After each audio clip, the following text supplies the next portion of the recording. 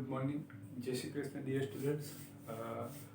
Last લેક્ચરની અંદર આપણે 3 કોલમર કેશબુક જોઈ ગયા હતા. એમ જોવા જાય તો ઓફિશિયલી આપણો આ ચેપ્ટરનો કોર્સ પૂરો થાય. એનઈએફટી આરટીજીએસ આપણા સિલેબસની અંદર નથી અત્યારે, પણ આપણે માહિતી ખૂબ જરૂરી છે, કારણ કે અત્યારે પ્રેક્ટિકલી પૈસા મોકલવા માટે કે મેળવવા માટે એનઈએફટી કે આરટીજીએસનો મેક્સિમમ યુઝ થાય છે. આજે આપણે ડિજિટલ પેમેન્ટને વધારે ગવર્મેન્ટ પણ પ્રોત્સાહન આપે છે.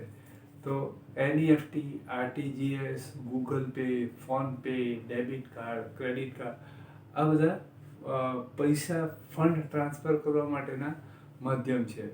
પહેલાં કેવું હતું કે આપણે ધારો કે દિલ્હીના વેપારીને કોઈ વસ્તુ વેચીએ તો આપણે એને પૈસા પૈસા ખરીદીએ તો આપણે એને પૈસા મોકલવાના હોય તો આપણે શું કરીએ, અહીંથી ચેક લખીએ કે ડ્રાફ્ટ બનાવીએ, એ ચેક કે ડ્રાફ્ટ એને કુરિયર કરીએ, એ 2-3 દિવસે એને મળે, એ ખાતામાં નાખે, ચેક પાસ થાય, ડ્રાફ્ટ ક્લિયર થાય, પછી એને પૈસા મળે.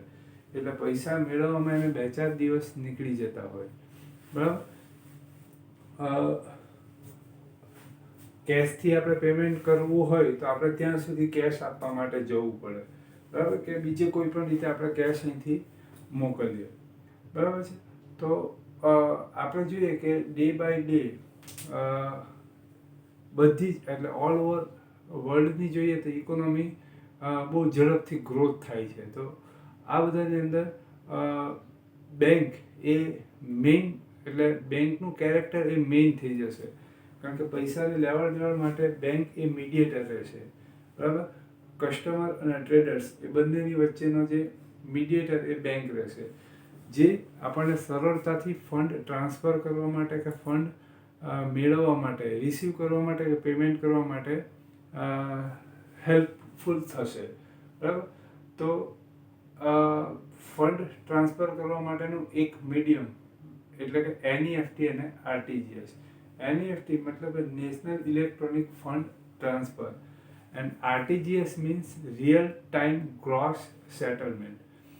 આપણે બીજી વ્યક્તિને પૈસા મોકલવા માટે એટલે કે ફંડ ટ્રાન્સફર કરવા માટે એનઈએફટી કે આરટીજીએસ એ બેંક દ્વારા પ્રોવાઈડ સર્વિસ છે, જેનો આપણે યુઝ કરી શકીએ.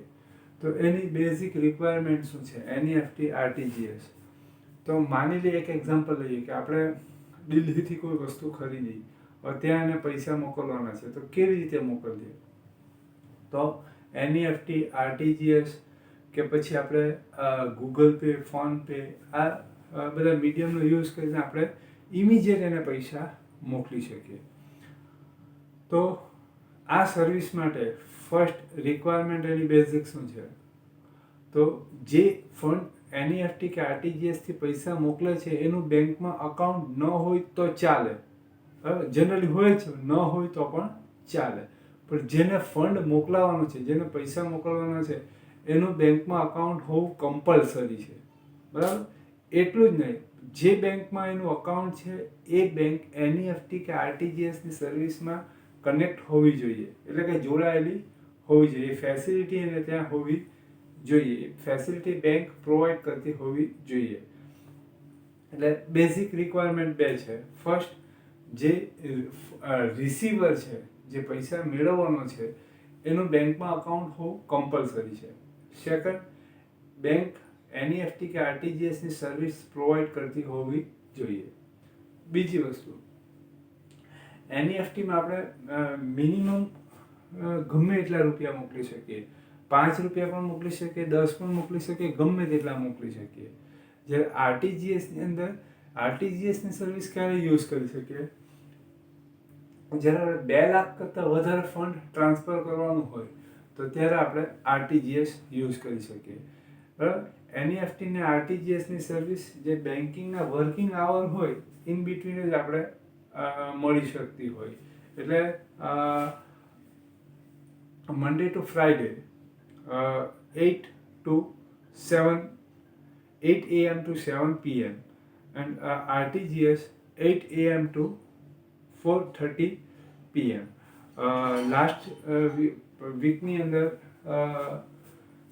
રિઝર્વ બેંક ઓફ ઇન્ડિયા એની નવી જે ગાઈડલાઈન આવી એના અકોર્ડિંગ આરટીજીએસની ફેસિલિટી હવે 24 hours મળશે, પણ હજી રિઝર્વ બેન્કે ડિક્લેર કર્યું છે, હજુ એનું કંઈ આવ્યું નથી. પણ અત્યારે જે છે એની વાત કરીએ છીએ આપણે. હવે જ્યારે આપણે એનઈએફટી કે આરટીજીએસથી પૈસા મોકલીએ તો ત્યારે એનો ચાર્જ આપણે બેંકને આપવો પડતો હોય. હવે કેટલો ચાર્જ આપવાનો એ રિઝર્વ બેંક ઓફ ઇન્ડિયાએ નક્કી કરેલો હોય, એ પ્રમાણે દરેક બેંકોએ લેવાનો હોય. બેંક ગમે તેમ ચાર્જ લઈ શકે નહીં. ઘણી બેંકો શું કરે કે એના કસ્ટમરને આ સર્વિસ ફ્રીમાં પણ આપી શકે, બરાબર. એ બેંકો પર ડિપેન્ડ છે. તો જ્યારે આપણે ફંડ ટ્રાન્સફર કરીએ, બરાબર છે, તો ત્યારે જ્યારે રિસીવર હોય એને એનો કોઈ ચાર્જ નથી આપવાનો. એટલે આપણે જેને પૈસા મોકલીએ એને કોઈ ચાર્જ નથી આપવાનો. ચાર્જ કોણ આપવાનો છે? જે પૈસા મોકલે છે, બરાબર, તેણે ચાર્જ આપવાનો છે. એટલે અહીંયાથી આપણે ફંડ ટ્રાન્સફર કરીએ તો એ ચાર્જ આપણે આપવાનો છે. એનઈએફટી કે આરટીજીએસ નો જે ચાર્જ બેંકે નક્કી કરેલો હોય તે, બરાબર, સામેવાળા આપવાનો નથી. જ્યારે આપણે જ્યારે આપણે અમાઉન્ટ રિસીવ કરીએ, ફંડ રિસીવ કરીએ ત્યારે એ ચાર્જ કોણે આપવાનો હોય? સામેવાળાએ આપવાનો. આપણે કોઈ ચાર્જ આપવાનો નથી, બરાબર. પણ આ સર્વિસની અંદર મીડિયેટર કોણ રહેશે? બેંક રહેશે. કારણ કે જે પૈસાની જે લેવડ દેવડ થશે એ શામાંથી થશે? બેંક અકાઉન્ટમાંથી થશે, બરાબર. એટલે બેંક અકાઉન્ટમાંથી થશે એટલે જ્યારે આપણે 3 કોલમર કે 2 કોલમર કેશબુક બનાવીએ જેની અંદર બેંક અકાઉન્ટ રહેતું હોય તો એ બેંક અકાઉન્ટ પર એનઈએફટી કે આરટીજીએસની ઇફેક્ટ થશે, બરાબર.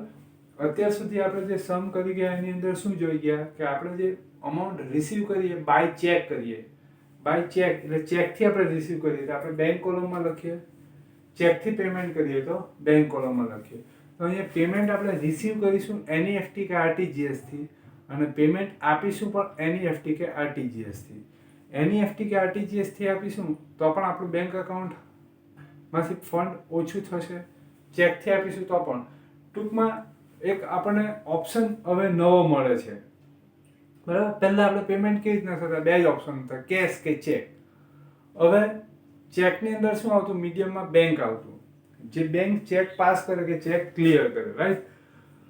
હવે એની જગ્યાએ ચેક તો છે જ અત્યારે, બરાબર, પણ ચેક બહુ ઓછા થતા જાય છે. એનઈએફટી, આરટીજીએસ કે એ બધાથી જ થાય. અને એનઈએફટીથી આપણે પૈસા મોકલીએ તો આપણા અકાઉન્ટની અંદરથી એટલા ઓછા થઈ જાય અને સામેવાળાના અકાઉન્ટમાં એટલા ક્રેડિટ થઈ જાય, આપણા અકાઉન્ટમાં એટલા ડેબિટ થઈ જાય. એટલે કે આપણા અકાઉન્ટમાંથી કપાઈ જાય અને સામેવાળામાં બેલેન્સ થઈ જાય, બરાબર છે.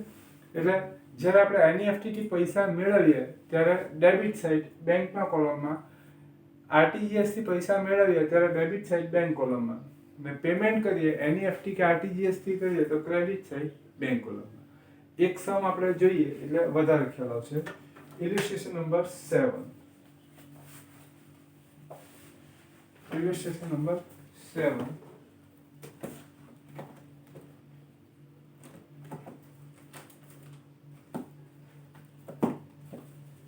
Just a minute.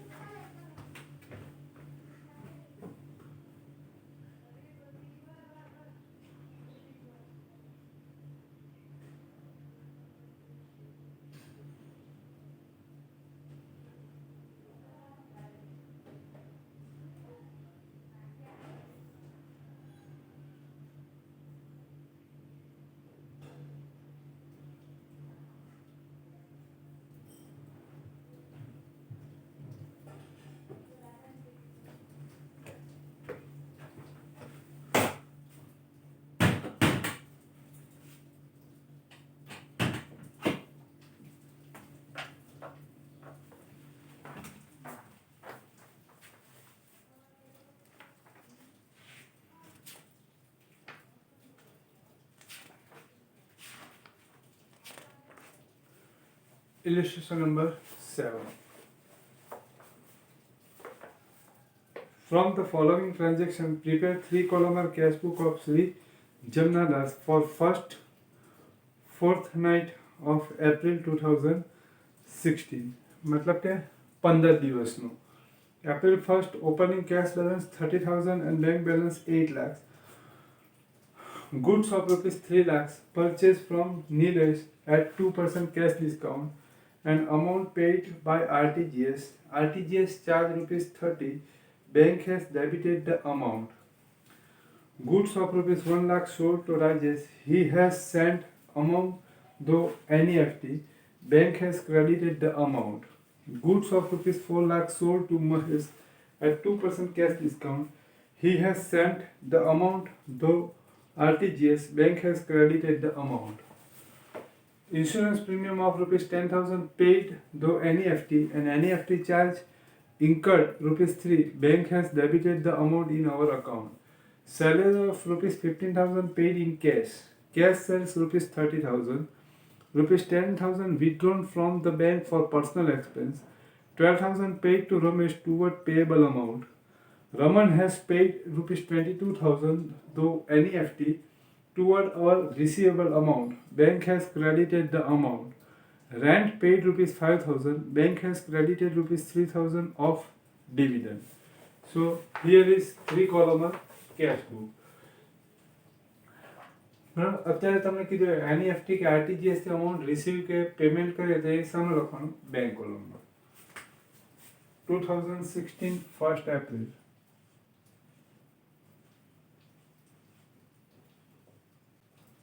to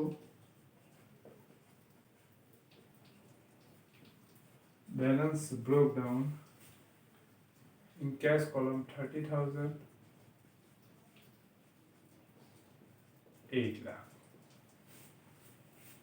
Goods of 3,000 purchased from Nilesh at 2% cash discount and amount paid by RTGS. RTGS charges of rupees 30. Bank has debited the amount. So purchase, so cash out from business. So credit side 2016 April 3rd by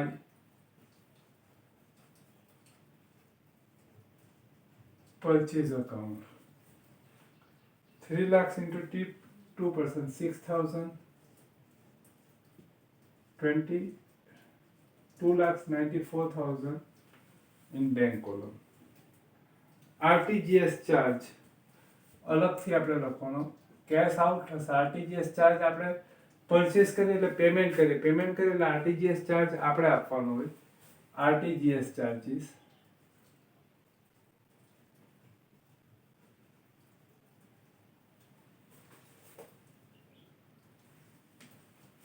RTGS charge account 30 rupees.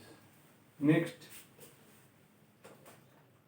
goods of rupees 1 lakh sold to Rajesh. He has sent amount though NEFT. Bank has credited the amount. Cash in the seller debit side to sales account. NEFT received amount by NEFT. So in bank column, goods of 4 lakh sold to Mahesh at 2% cash discount. He has sent the amount though RTGS. Bank has credited the amount. Sell करे એટલે cash in થશે એટલે debit side to sales account 4 lakh into 2% 8,000 3,92,000 in bank column.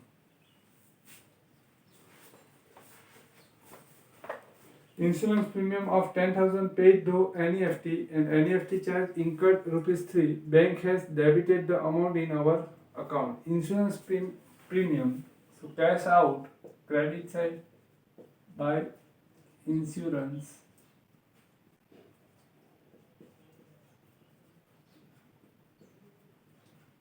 Premium account 10,000.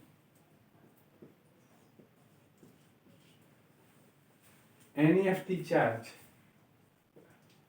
Payment કરે એટલે આપણે આપવાનું હોય NEFT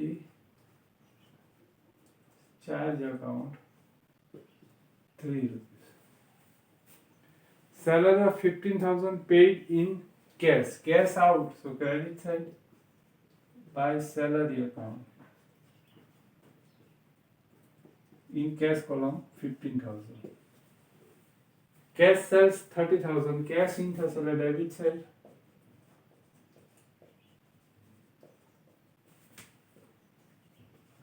30,000 in bank column. Sorry, cash column. 10,000 withdrawn from bank for personal expense. Cash out. So credit side by drawing account.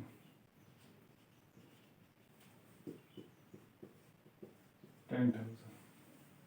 12,000 paid to Ramesh toward payable amount. એટલે payable amount છે ને આપણે paid કરીએ એટલે cash out થશે by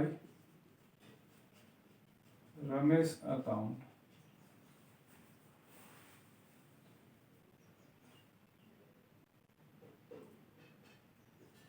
$12,000 in cash column. Raman has paid 22,000 to NEFT toward our receivable amount. Bank has credited the amount 30 to Raman account. 22,000 amount received by NEFT in bank column 22,000. Rent paid 5,000. Cash out. So credit side by rent account 5,000. Bank has credited rupees 3,000 of dividend. Bank credit કરે એટલે cash આપણા અકાઉન્ટની અંદર increase થશે એટલે debit side.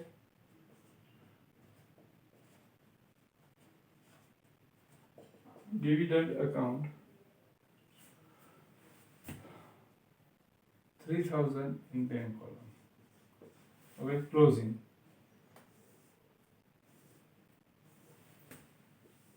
First cash column, debit side total 60,000 minus credit total, so balance amount 28,000 question mark. Last day 15 because 15 days no છે the last day 15 balance carry forward. Bank column 13,17,000.